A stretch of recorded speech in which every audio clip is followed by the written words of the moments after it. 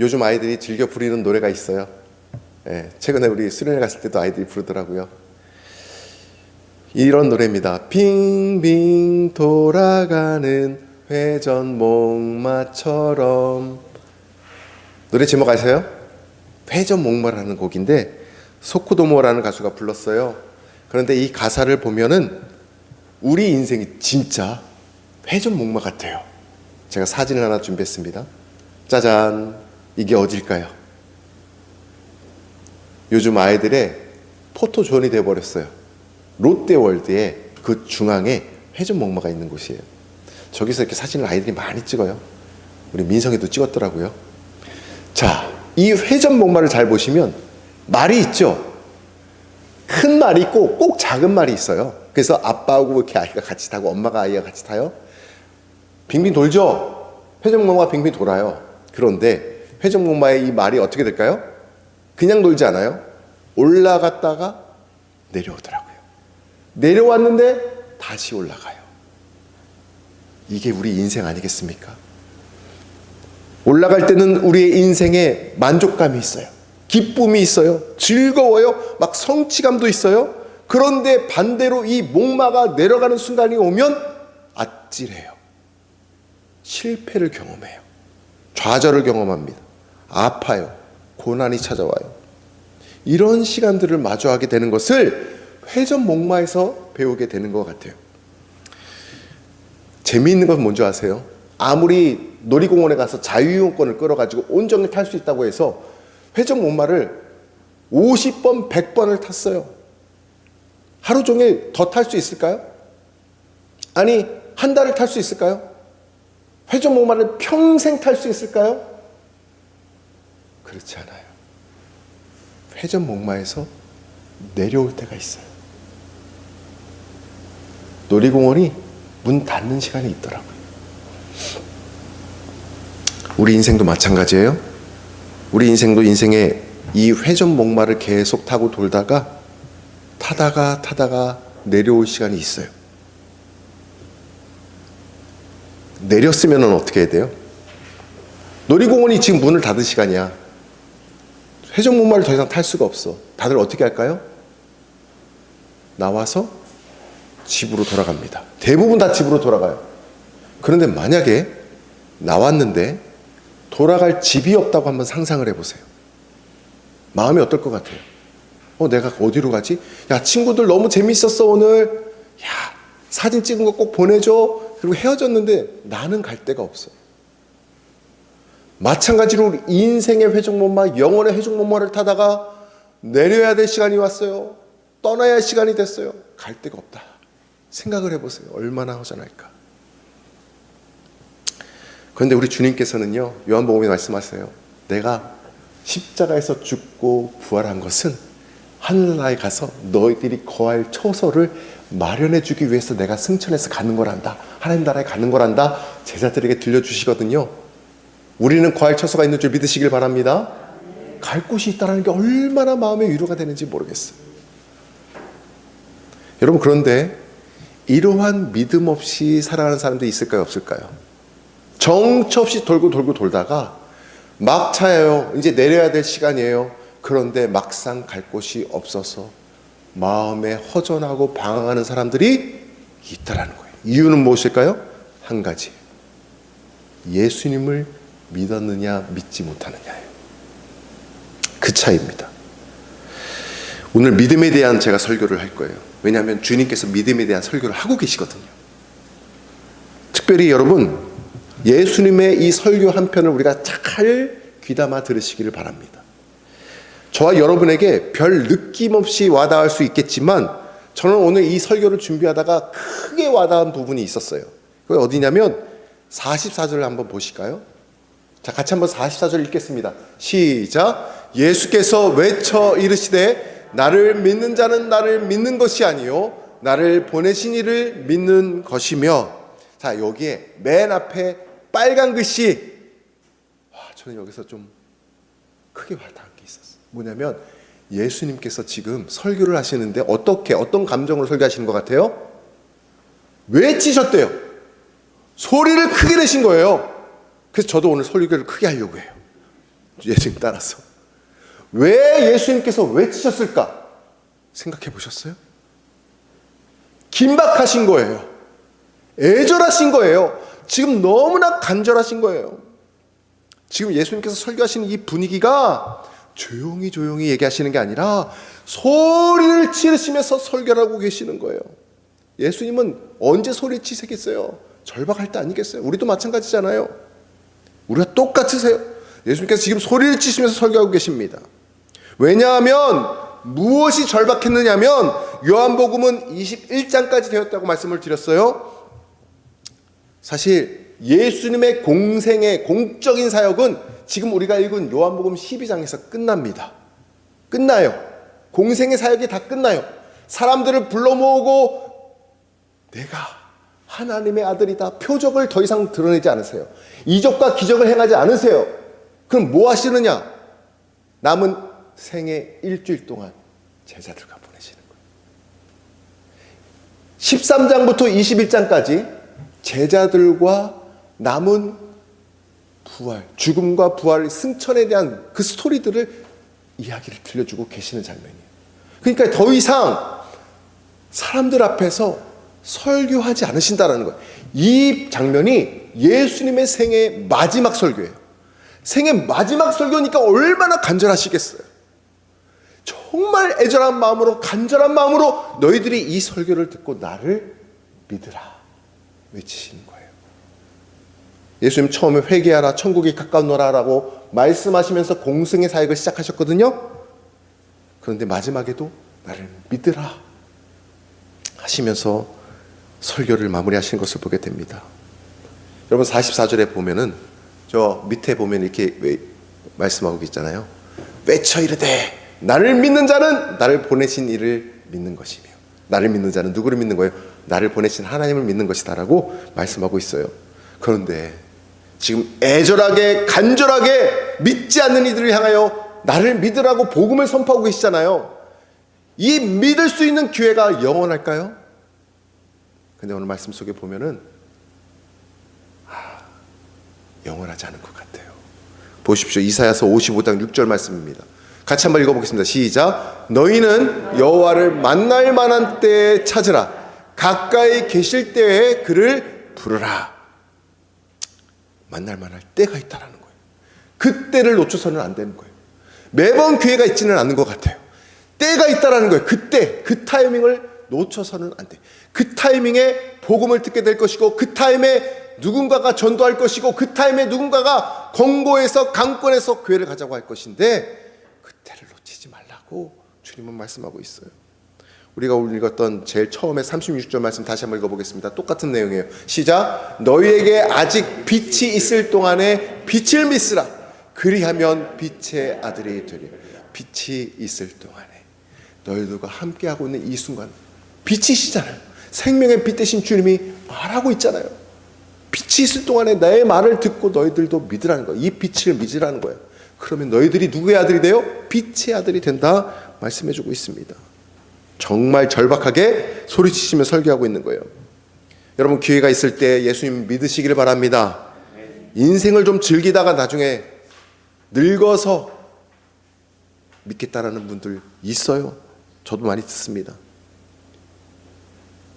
오늘이 현장에서건 또는 이것을 영상으로 들으시는 분이건 내가 듣는 이 설교가 마지막 설교가 될 수도 있어요. 인생의 마지막 설교가 될 수도 있는 거예요. 우리 앞날은 아무도 모르기 때문에. 오늘 설교 제목이 무엇입니까? 왜 예수를 믿지 못하는가입니다. 왜 믿지 못합니까? 왜 그렇게 모를까요? 사람들은 거꾸로 이렇게 물어요. 왜 믿지 못할까?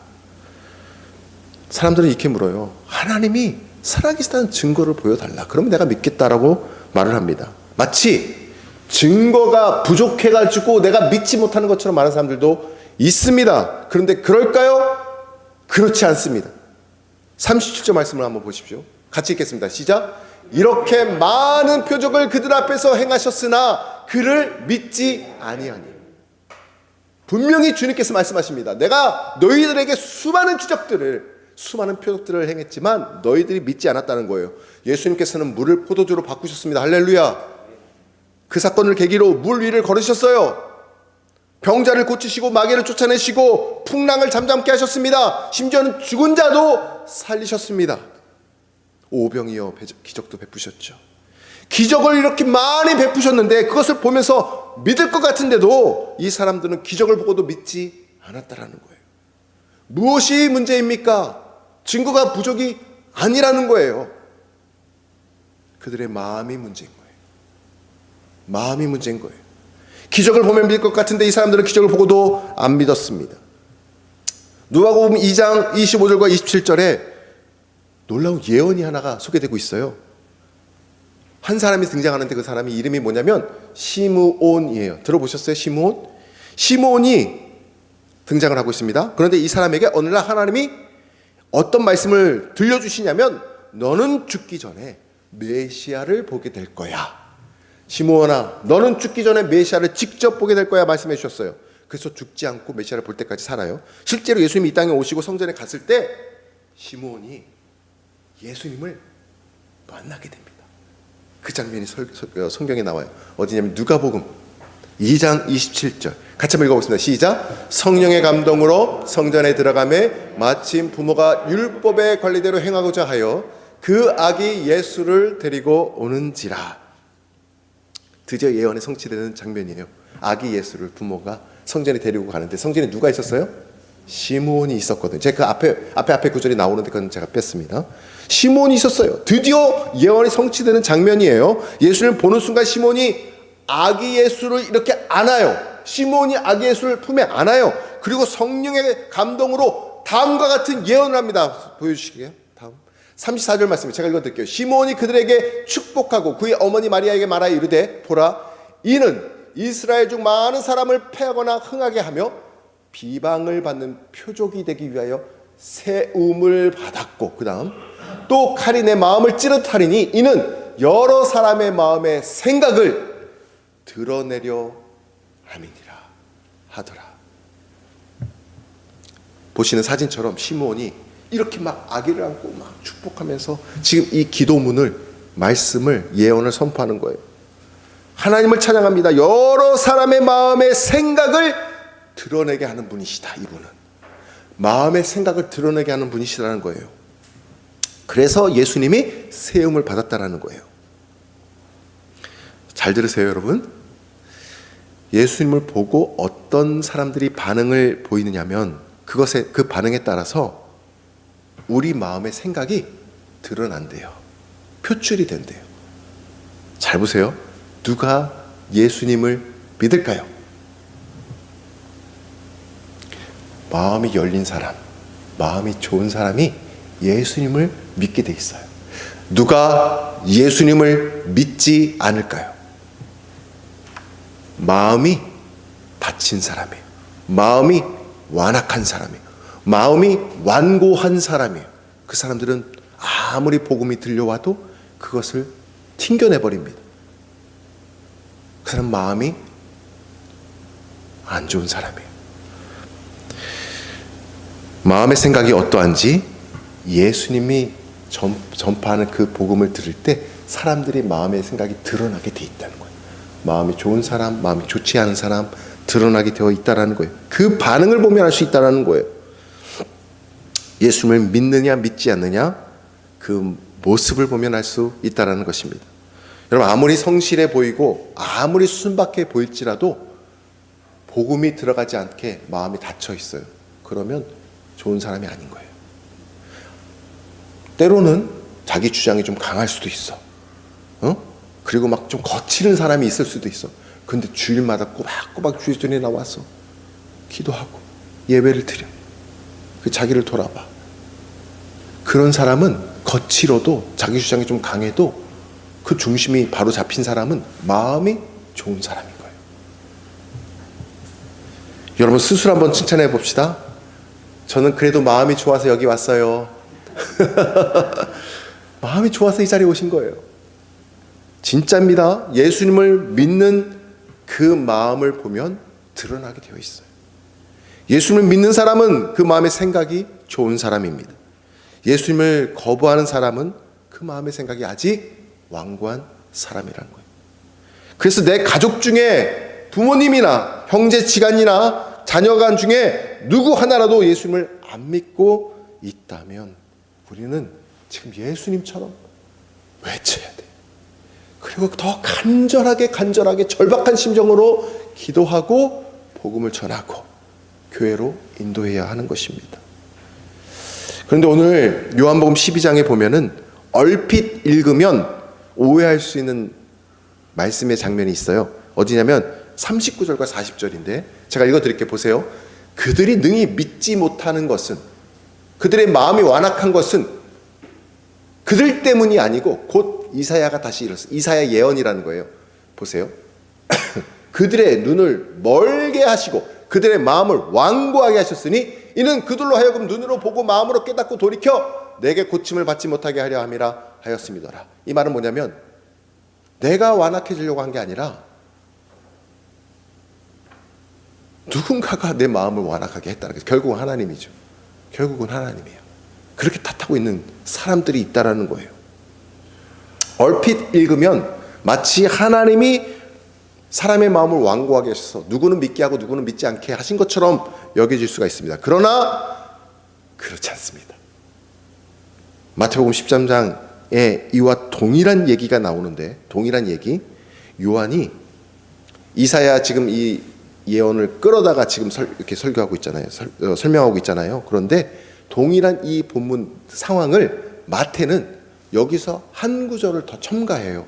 똑같은 내용인데 그게 뭐냐면 마태복음 13장 14절에 이렇게 되어 있습니다. 제가 읽어드릴게요. 이사야의 예언이 그들에게 이루어졌으니, 이게 지금 마태가 얘기하는 거예요. 아까는 요한이 얘기한 거 있잖아요. 이사야의 예언이 그들에게 이루어졌으니 일렀으되 너희가 듣기는 들어도 깨닫지 못할 것이요 보기는 보아도 알지 못하리라. 여기까지는 똑같아요. 근데 15절이 중요합니다. 같이 읽겠습니다. 시작. 이 백성들의 마음이 완악하여져서 그 귀는 듣기에 둔하고 눈은 감았으니 이는 눈으로 보고 귀로 듣고 마음으로 깨달아 돌이켜 내게 고침을 받을까 두려워함이라 하였느니라. 하나님이 아니고 그들이라는 거예요. 그들이 완악해져서 눈을 감아버렸대요. 귀를 닫아버렸대요. 뭐 때문에? 고침을 받을까? 내가 지금 살아가고 있는 것 중에 고쳐야 할 것들을 고침을 받을까? 두려워하였다라는 거예요. 두려움 때문에 닫아버린 거예요. 그런데 귀를 닫아버린 그 사람의 문제인 것인데 끝에 16절에는 이렇게 얘기합니다. 결정적으로 보세요. 그러나 너희 눈은 봄으로 너희 귀는 들음으로 복이 있도다. 이번 주간 남성 구절이 여기 나와요. 보세요. 우리가 눈을 열어서 바라봐야 되고 귀를 열어서 말씀을 들어야 되는 거예요. 그 사람이 복이 있다라고 말씀하고 있어요. 정리해 보겠습니다. 사람들이 마음이 원래 착하고 좋은데 하나님이 완악하게 한 것이 아니에요. 사람들의 마음이 죄 때문에 너무 완악해졌어요. 눈을 감아버렸어요. 귀를 닫아버렸어요. 그리고 두려워해요. 자기가 가진 것을 잃어버릴까 봐. 그런데 그것을 하나님이 그 상태로 내버려 두셨다라는 거예요. 그 상태로, 닫혀있는 상태로, 눈을 감아있는 상태로 그냥 내버려 두신 거예요. 하나님의 때가 올 때 번쩍 깨닫고 성령의 감동으로 그 순간에 회개하고 돌이키면 똑같이 빛의 자녀가 될 수가 있는 거예요. 때가 있어요. 여러분, 우리가 어린 시절에 찰흙 보시는 사진처럼 가지고 논 적 있으세요, 없으세요? 찰흙. 저 찰흙 갖고 놀 때는 말캉말캉 몽캉몽캉 부드럽고 막 찰지잖아요. 그렇죠? 그래서 막 모양을 저 모양 저 모양 만들 수가 있어. 자, 그런데 그냥 반나절만 한 6시간만 그대로 방치했다고 쳐보세요. 6시간 후에 가가지고 찰흙을 만들려고 하면 어떻게 될까요? 부드러워요? 아니면 딱딱해졌어요? 딱딱해지면은 돼요, 안 돼요? 안 돼요. 우리 마음이 부드러워져야 돼. 그러기 위해서는 어떻게 해야 돼요? 계속 만져줘야 돼. 계속 주님의 말씀 앞에 귀를 열어야 되고 주님을 십자가의 은혜를 바라봐야 되는 거예요. 그러면 우리 마음이 늘 부드럽게 좋은 상태로 유지하며 살아갈 수가 있는 거예요. 그런데 심판이 있어요. 그렇지 않고 방치해버리면 딱딱해지는데 심판은 다른 게 아니고 딱딱해진 상태로 그냥 내버려 두시는 게 그게 심판이에요. 그게 진짜 무서운 거예요. 우리에게 많은 기회를 하나님께서는 주십니다. 히브리서 3장에 이런 말씀이 있어요. 너희는 하나님 말씀을 들을 때 그 마음을 완고하게 하지 말라, 이렇게 경고하고 계세요. 그럼에도 불구하고 우리가 계속해서 마음을 완악하게 하고 계속해서 말씀을 우리가 거부할 때 심판이 임하는데, 그 심판이 우리를 그냥 내버려 두신다는 것입니다.